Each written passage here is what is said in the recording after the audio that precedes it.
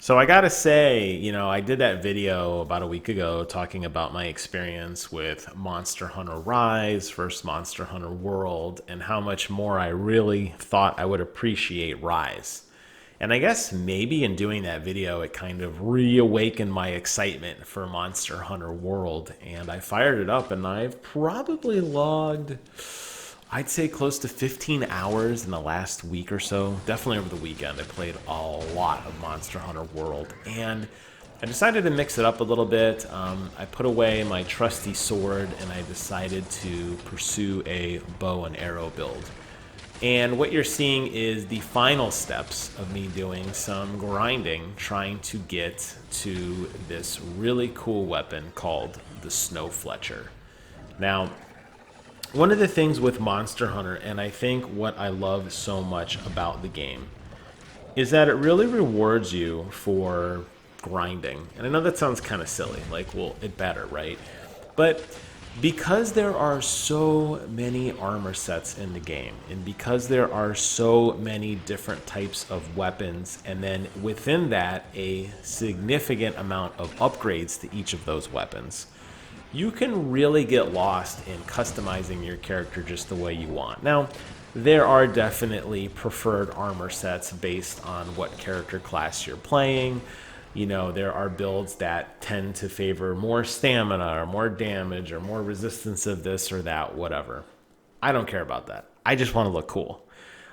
Maybe that has to do, maybe I didn't pick the right armor, because you'll see I do die quite a bit and I am incredibly squishy, but I don't care. I like the way I look. So what I decided to pursue was this Snowfletcher bow, which is matching the current armor set I have of the Legiana.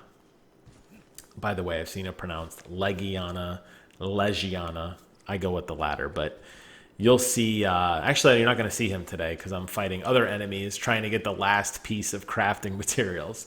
But what I love so much about this game, and it's really grown on me, even though the world is kind of too big sometimes, and you do a lot of running trying to get back to where you need to be, and you don't have a lot of stamina, so you're constantly stopping, and there are typically other enemies on the way that grief you.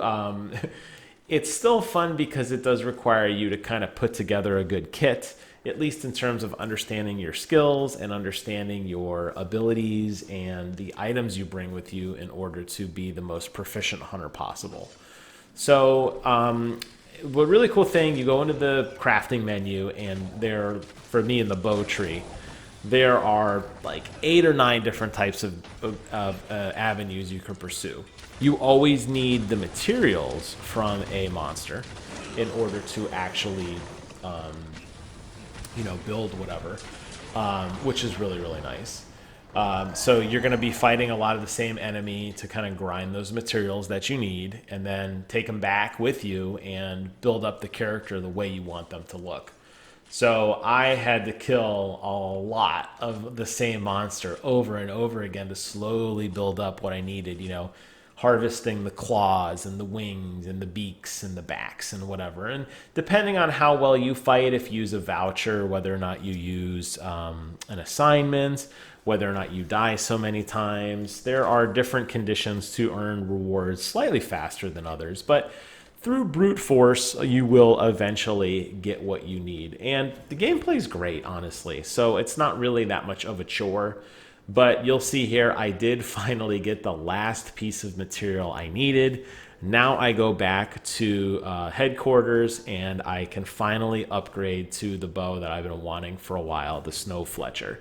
It matches the armor set, so I am completely decked out in Legiana gear. From head to toe, I'm wearing full Legiana armor, and I am using the quote-unquote Legiana bow, which is the Snowfletcher, which, by the way, is a unique-looking bow. It's not a standard bow. I gotta say that the overall design of this game is really gorgeous. The armor sets, they're very, very intricate looking. They are very different from one another. And you really do pop depending on what kind of gear you want to wear. Now, before I really got back into it again, I was a total mess of a character. I had like 5 different pieces of armor from 5 different monsters, and I look like a hobo. And I was like, you know what? I want to have a very cool look. I love the way that my character has these kind of like wings kind of flowing behind him, like the Legiana does. I love the kind of like helmet antenna things that kind of wisp in the back, those horn looking things. It's just a really stylized look. You know what kind of reminds me of actually is Final Fantasy II, at least here in the US. Kane the Dragoon. It kind of has that Kane vibe, and I just think it looks really cool, and I dig it. So here you can see, finally, I can take and upgrade. And look at how deep this skill tree is. This is deep. I can upgrade my arrow from Glacial Arrow 1 to my bow rather, from Glacial Arrow 1 to Glacial Arrow 2. And then I already had the materials for the Snowfletcher, and it's cost me a fortune. But I am successfully able to equip and now utilize the bow, which is awesome. It does a significant amount of ice damage. Now, I know that the expansions come out and there are way better pieces of gear than what I have, way better armor sets than what I have. Keep in mind, I logged about 40 hours or so before I semi-retired, until at least recently. And like I said, I've logged 12 to 15 hours since then. So a lot of the world has passed me by, whether it be updates or new skill, new armor sets or whatever. I was just happy to kind of claw my way back in with some of my older gear and be able to score this. But it just reminds me, and it's a lot of reminiscing going back to like World of Warcraft, for example, where everybody would hang out in Orgrimmar, because, I play for the Horde like any real man should. Hanging outside Orgrimmar, and everybody's showing off their new gear. Going on a raid with your buddies, rolling on it, winning some really cool piece of gear, and then hanging out, whether it was gear or a mount or a title that you got from beating like a raid boss or doing some really amazing PvP feat or something like that. Going back into town and kind of showing off. Now, my big criticism with this game still remains that I think matchmaking is incredibly unoptimized. It puts you in these goofy instances where you're only playing with a select few people. It's very difficult to solicit help on new quests. It's very difficult to, join other people, because a lot of them are like way end game. So you're going to probably be on your own. And I'm okay with that. I think I've accepted that, particularly with the bow build, having your Palico kind of tank for you. Mine is Gus Gus. He is got the skin from Horizon Zero Dawn, which was a really cool PlayStation exclusive. Not only the skin was, the game was as well. But he kind of tanks for me. I'm able to stand in the back and do some artillery.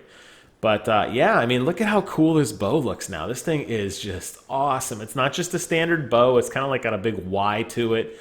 It looks like it has these giant dragon wings that, just really stylized. That matches my armor set really well.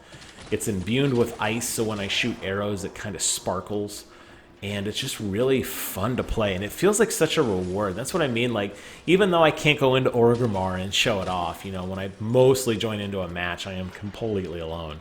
But just because I can't go into a match, I am still looking at my character. This being a third-person game, I'm getting to enjoy this awesome-looking bow and this awesome-looking armor set, and I'm like, okay, that's really cool. So if that's not an endorsement for Monster Hunter, I don't know what is. But it's just fun to finally be able to kind of like work towards something, looking at these skill trees, which are really, really a lot to take in, and just kind of looking at navigating and what upgrades do I need, and how many monsters do I have to kill, and how much farming do I actually have to do to finally get the material I need, fighting both the standard variant of monsters, and then as you progress up to harder materials required, upgrading to the plus type monsters, which hit even harder. And this is definitely not my best gameplay. I think I eat it a couple more times here against this guy, because this guy basically one-shots me with one particular attack, no matter how much health I have. But, being able to grind through all that and just, enjoying it, getting into the game. Yeah, here's an example. Just totally wrecked. Being able to get into the game and, working my way back up, having something to show off for it, it's really cool. So if you enjoy that kind of thing, you know, maybe take my last video with a grain of salt where I said, hey, I don't think Monster Hunter World's for everybody. I still do believe that, but if you enjoy kind of working towards something and having this really cool set of armor, which I think is awesome, you know, you might not be a Legiana guy. You might be, I don't know, there's a lot of monsters. You're going to find something you like, and you're going to say, I need to go keep killing this thing over and over until I can wear, you know, basically their gear. And then you get it. It's a cool sense of accomplishment. So I can't say enough good things about that or this game, and it just runs so beautifully on PlayStation. I played it on the performance mode on my PlayStation 4 Pro for a very long time, and then, as I mentioned, I kind of gave it up. But now I'm playing again on my PS5. It's just so beautiful. It's just buttery smooth, 60 frames a second. You don't see any kind of weird pop-in or any kind of weird jaggies. The controls are great. Very epic, long, grueling battles with some pretty tough monsters.